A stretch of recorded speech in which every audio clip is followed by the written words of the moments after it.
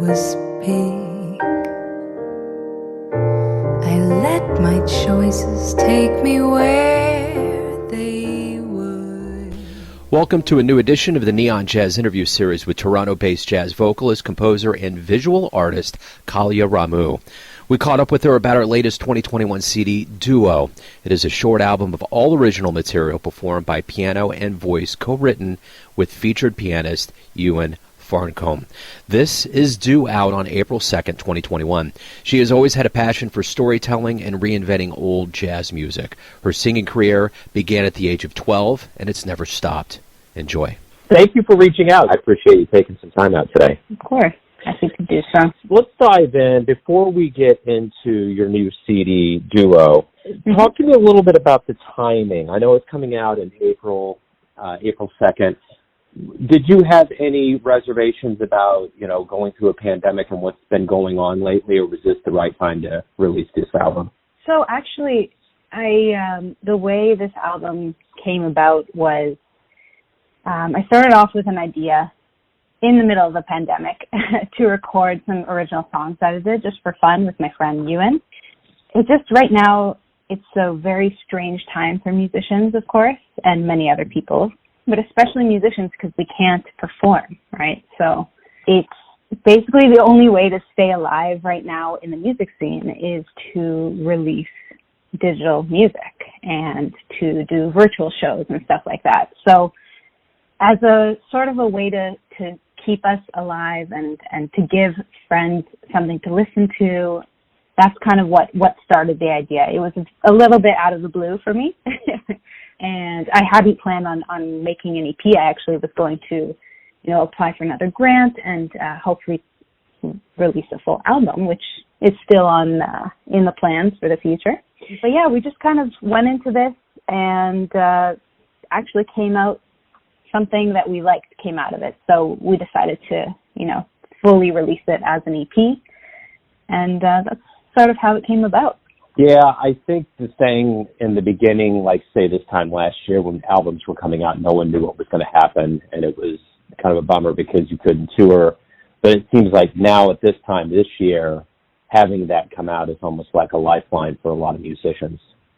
Yeah, definitely. I especially feel the need to get more music from, my the musicians I really love and my friends. So I think it's a very important time to keep releasing music and keep making art. Otherwise, it almost feels like it's dying, So you have a lot of influences you draw from: jazz, blues, theater, R&B, and rock and roll. How did you arrive at your sound on Duo? How did this all kind of come together for you? I guess the songs that Ewen and I wrote, they're mostly, influenced with the jazz that we listen to.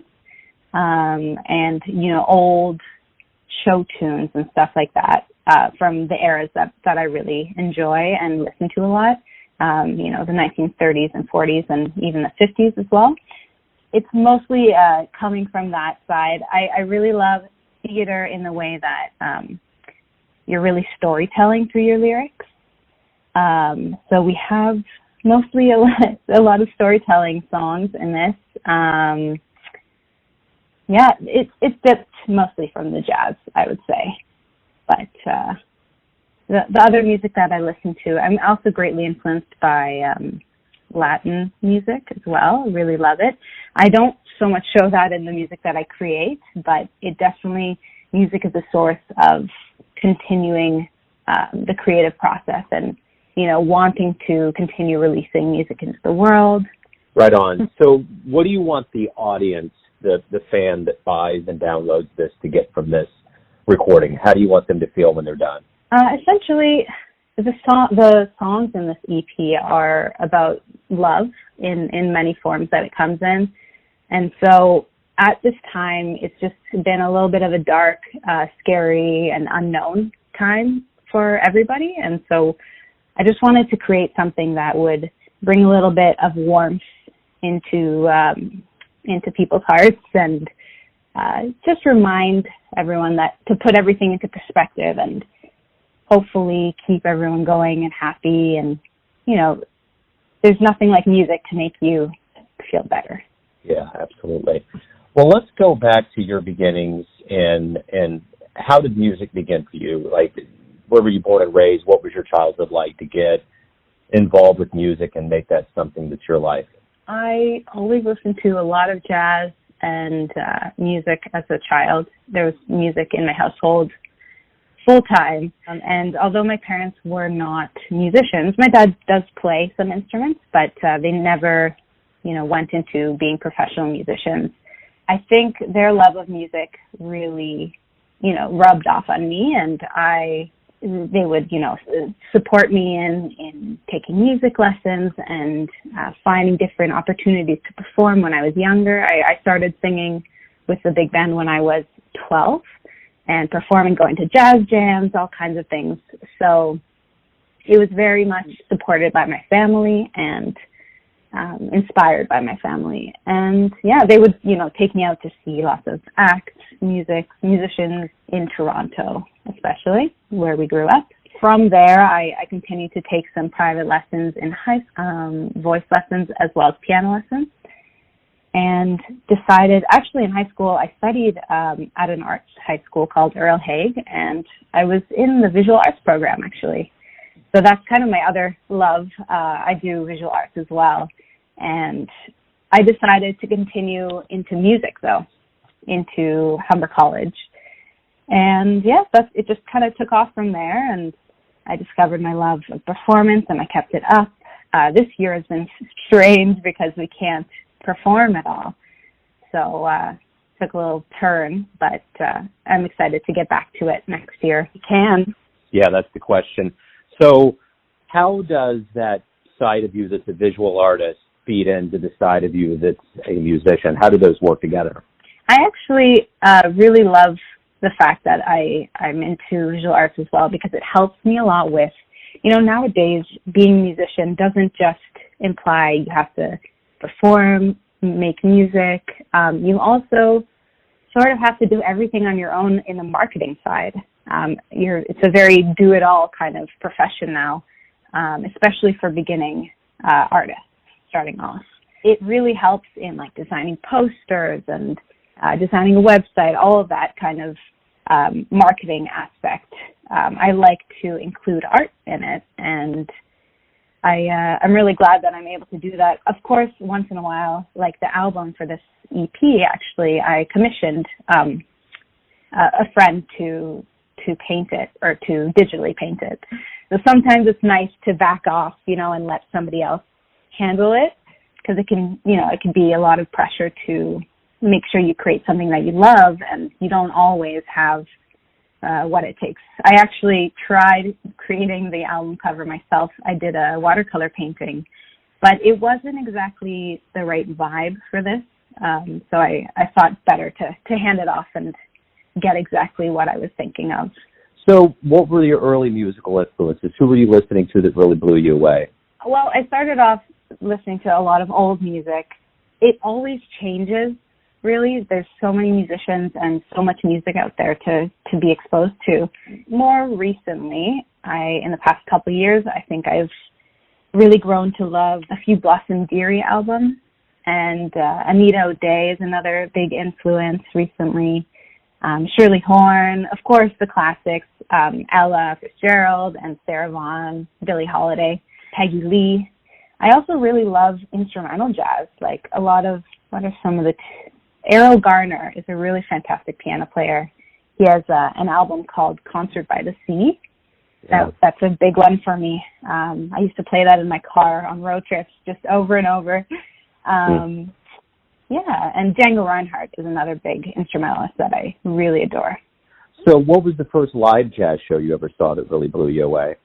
I don't know. My memory is not great, so I'm not sure I remember the very first, but I do remember seeing Michael Casehammer. Do you know that name?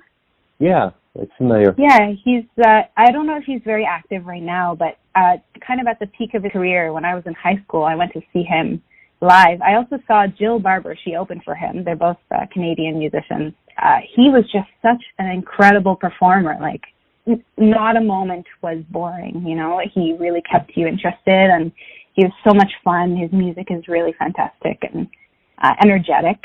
I also saw Melody Gardot a few years after that, and she was just fantastic. I really love her voice. And Jamie Cullum, of course.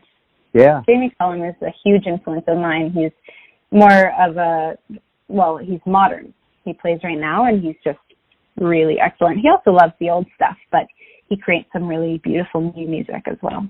Yeah, he does. Yeah, Jill Barber's great. She's been on the show a few times. She's one of my favorites. She just has that timeless voice. Yeah, totally. And really so specific, like when you hear her, you know it's her. Oh, yeah. Yeah, unmistakably.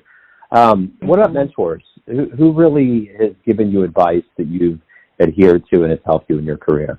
I'm not sure I have too many vocal mentors. I had a teacher in high school, and she sadly recently passed. Her name was Shannon Dunn, and she was my first vocal teacher during high school, and she really got me ready for my time at Humber College, where she taught as well.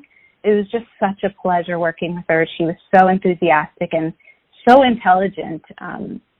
She was very, very good at ear training, and just a fantastic person. So she gave me so much influence and taught me so many things that, make me the musician I am today. And so sad to hear of her passing. But yeah, she really left a print on many, many people in Toronto, I think. So if you could get into some kind of time machine and go back in time and see a show and maybe talk to somebody after the show, who would you go see? That's good. Wow, that's a hard question to think of. I think it's a tie between, it's hard to choose, like, do I want to talk to a singer, or I'm really thinking, I don't know if you've heard of Sidney Bechet. Oh, yeah. He was really early saxophone player, and he was just, his music really, really influences me, and I just love his playing. I think it would be a tie between him, Django Reinhardt, and maybe Anita O'Day. She was a very incredible woman and vocalist, and just a force, So yeah.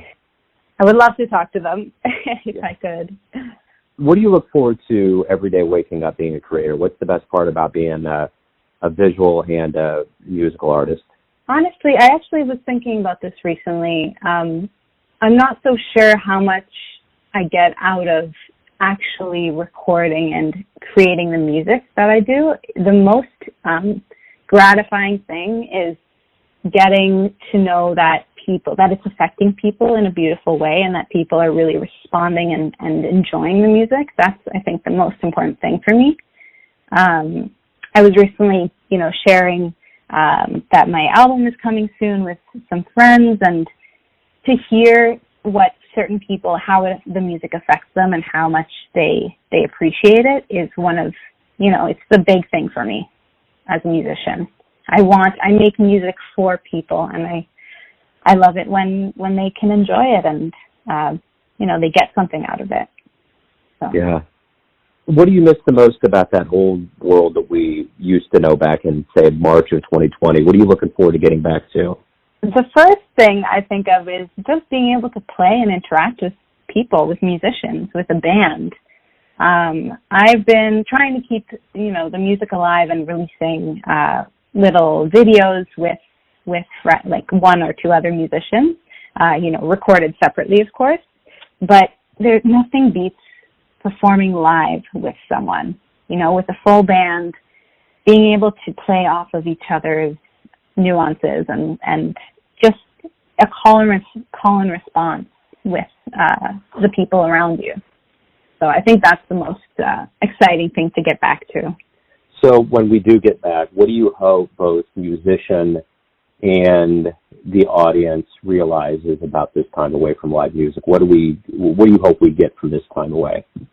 I think a deeper appreciation for music and art is necessary, and I think it'll happen. In Europe and other countries, I think the love for music and passion for art is much greater than it is in Canada for us here. I think that people will start realizing, how important it is and how lucky they are to, be able to be exposed to this and have it I think music makes life better, in other words, and hopefully people can see that and appreciate it, and they would be willing, to pay more for it and appreciate the way they should. So how do you see this reopening of everything happening? I know everywhere in the world we're in different places, and I know that here in Kansas City things are, they're opening up. Bars are staying open later. The capacity is getting larger. Things are getting to a point where it's opening up, and live performances are starting to happen. How do you see things transpiring in Toronto and beyond, and for your year as it goes forward? I'm not really sure. I'm hoping everything gets back to normal. Right now, we just in Toronto, we just ended a lockdown, so stores are starting to reopen, and the weather's getting nice. So hopefully, everything will come back to the way it was as soon as we can. I think there's going to be a large amount of people wanting to come out to see live music and to go out to bars. So it's going to be like a big wave when we're ready, when we can do it. So I think it's going to be very positive. We had a time where we were deprived of it for a while, and now hopefully it'll explode again, and everyone will really appreciate it for what it is. So everyone has a perception of you, your family, your friends, your fans, but you're the one living your life. Who do you think you are?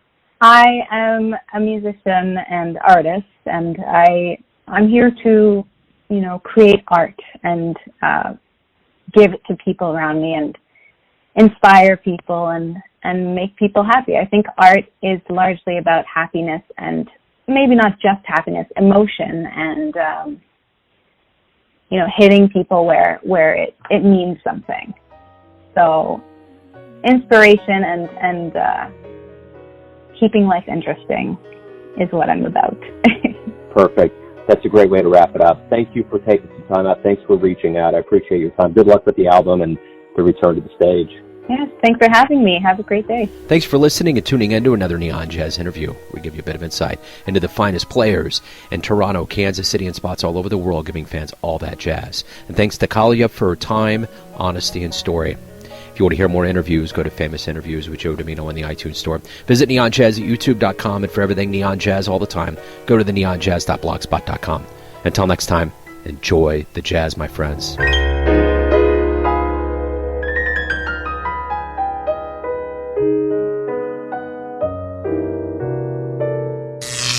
Neon Jazz.